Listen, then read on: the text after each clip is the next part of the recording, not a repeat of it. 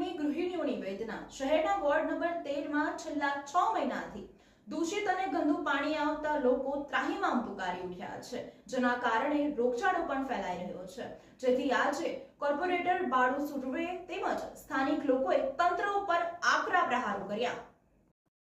વડોદરા મહાનગરપાલિકા સ્માર્ટ સિટીની વાતો કરે છે, પરંતુ સ્માર્ટ સિટીમાં તો પ્રાથમિક સુવિધાઓથી પણ લોકો વંચિત છે।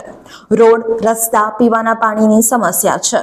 શહેરનો એક પણ વિસ્તાર એવો નથી કે જ્યાં પીવાનું ચોખ્ખું પાણી મળતું હોય। જો કે નાગરિકોને પીવાના જગ મંગાવવાનો વારો આવે છે, ત્યારે વોર્ડ નંબર 13 માં સમાવેશ વિસ્તારમાં સ્થાનિકોએ વારંવાર પાલિકામાં તથા પાણી પુરવઠામાં રજૂઆત કરી છે, છતાં પણ 6 મહિના સુધી કોઈ પણ પ્રકારની કામગીરી હાથ ધરવામાં આવી નથી, જેને લઈને સ્થાનિકો એકત્રિત થયા અને મીડિયા સમક્ષ આક્રોશ વ્યક્ત કર્યો હતો। વોર્ડ નંબર 13 માં આવેલ તમામ વિસ્તારોમાં છેલ્લા કેટલાય સમયથી ગંદુ દૂષિત પાણીની સમસ્યાને લઈને લોકો ત્રાહિમામ પુકારી ઉઠ્યા છે। વોર્ડ નંબર 13 ના વિસ્તારમાં 3 ભાજપના કાઉન્સિલર અને 1 કોંગ્રેસના કાઉન્સિલર છે। વિપક્ષ કાઉન્સિલર બાળુ સુરવે વિસ્તારના લોકો સાથે એકત્રિત થઈને મીડિયા સમક્ષ રજૂઆત કરી હતી કે વિસ્તારના લોકોને લઈને પાણી ઉકાળીને પીવું પડે છે, જેમાં ગેસનો પણ વપરાશ થાય છે અને અમુક ઘરોમાં તો બહારથી વેચાતા પીવાના પાણીના જગ પણ મંગાવવા પડે છે।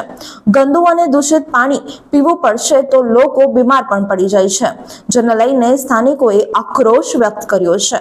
જો કે વહેલી તકે શુદ્ધ અને ચોખ્ખું પાણી પીવા લાયક નહીં મળે તો આગામી સમયમાં ગાંધી ચિંધ્યા માર્ગે આંદોલન કરવામાં આવશે। ખાડિયાપુર નંબર 1 માં રહીએ છીએ।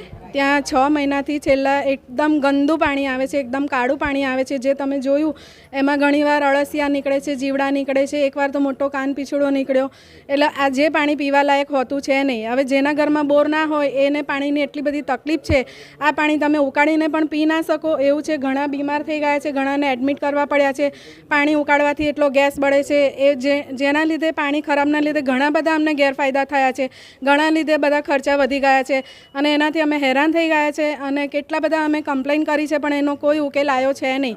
હવે એનો ઉકેલ નહીં આવે તો પછી અમે આંદોલન કરીશું અને અમે કંઈ પણ રસ્તો અપનાવીશું એના માટે।